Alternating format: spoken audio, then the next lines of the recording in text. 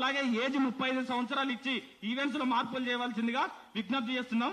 మిగతా విషయాలు మా మిత్రుడు శంకర్ మాట్లాడతాడు.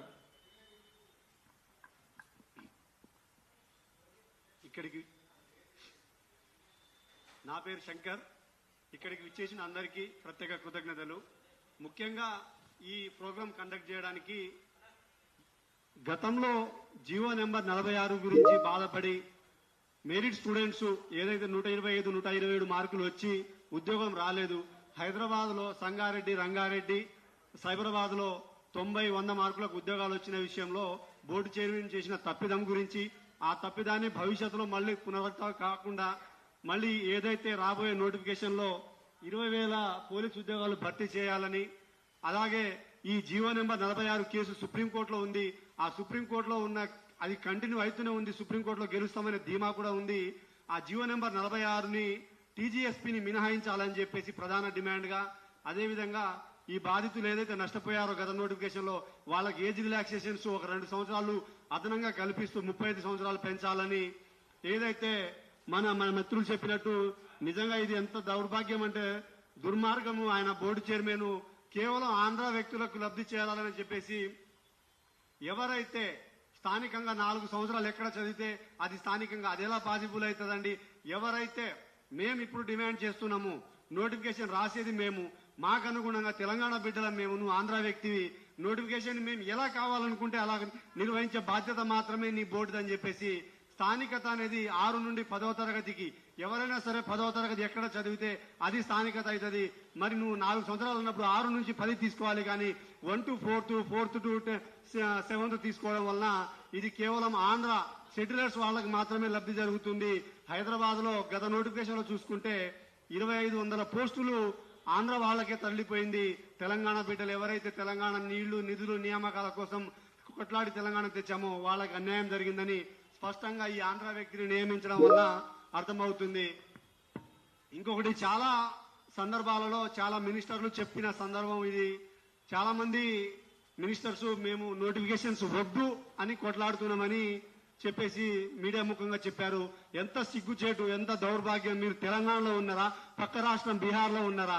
ఇంతనైనా సిగ్గు తెచ్చుకొని ఒక్కసారి చిక్కడపల్లి లైబ్రరీకి రండి.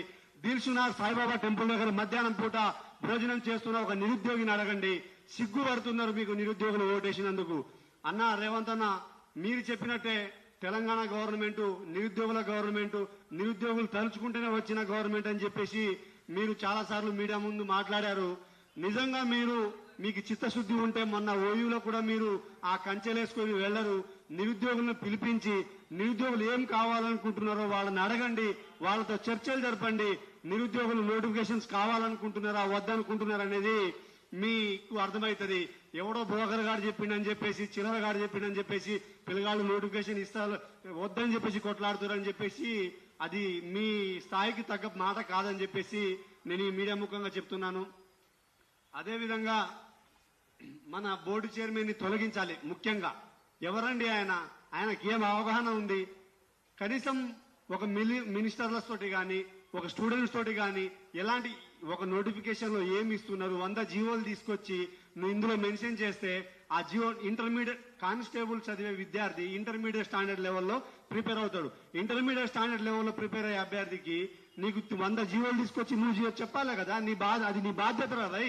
నువ్వు చెప్పకుండా చేయకుండా 100 జీవోలు తీసుకొచ్చి పిల్లగాళ్ళని సుప్రీంకోర్టులో చోటు తిప్పాలంటే వాళ్ళు ఎలా తిరుగుతారు? నీకు గవర్నమెంట్ ఉంది, నువ్వు గవర్నమెంట్ లకు 100 జీవోలు చెప్తున్నావు.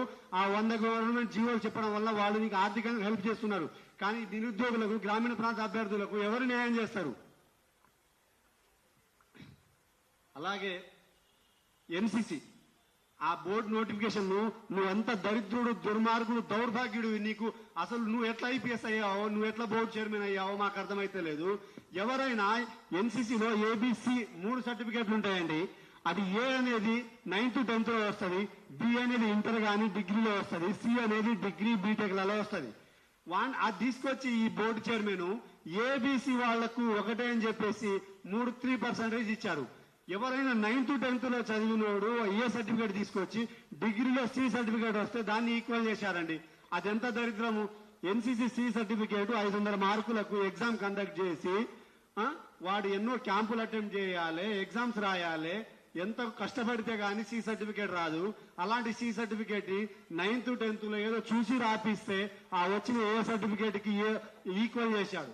మళ్ళీ లాస్ట్ టైం ఏదైతే డ్రైవింగ్ లైసెన్స్ కూడా ఏ ఎక్స్పీరియన్స్ లేకుండా 2022 ఏప్రిల్ 20 నాటికి నీకు డ్రైవింగ్ లైసెన్స్ వస్తే చాలు, నీకు 3 మార్కులు కలుపుతా అని చెప్పేసి చెప్పడం జరిగింది.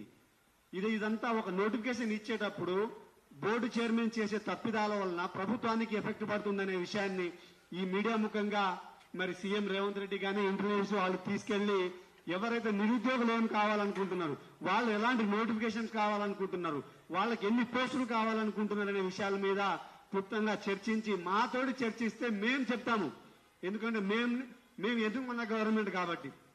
గతంలో బీఆర్ఎస్ కావచ్చు, ఇప్పుడు కాంగ్రెస్ కావచ్చు, భవిష్యత్తులో ఏ పార్టీ అయినా కావచ్చు, మీరు నిరుద్యోగులకు మోసం చేసిన ప్రభుత్వం ఏ రోజు నిలబడదు, ఖచ్చితంగా కూలిపోతుంది.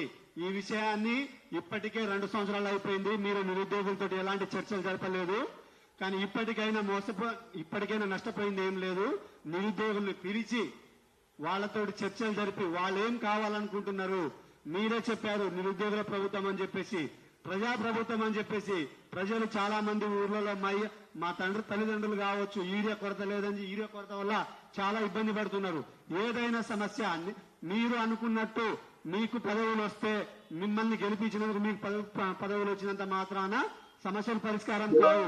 గ్రామీణంగా గ్రౌండ్ లెవెల్లో ఎలాంటి సమస్యలు ఉన్నాయనేది గ్రౌండ్ లెవెల్లో వెళ్తే తెలుస్తుంది. ఇప్పటి వరకు 2 సంవత్సరాలు అవుతుంది. ఆ గ్రామ పంచాయతీ, ఎంపీటీసీ, జెడ్పీటీసీ, సర్పంచ్ ఎలక్షన్లు దిక్కు లేకుండా అయిపోయిన పరిస్థితి.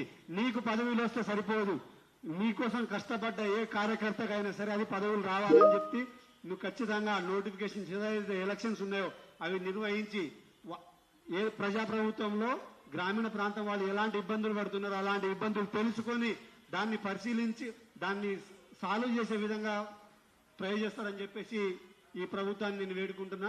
ముఖ్యంగా ప్రధాన డిమాండ్ 20,000 కానిస్టేబుల్ భర్తీ చేయాలి. అందులో టీజీఎస్పీ జియో 46 ని మినహాయించాలి. ఏజీ 35 సంవత్సరాలు ఇవ్వాలి.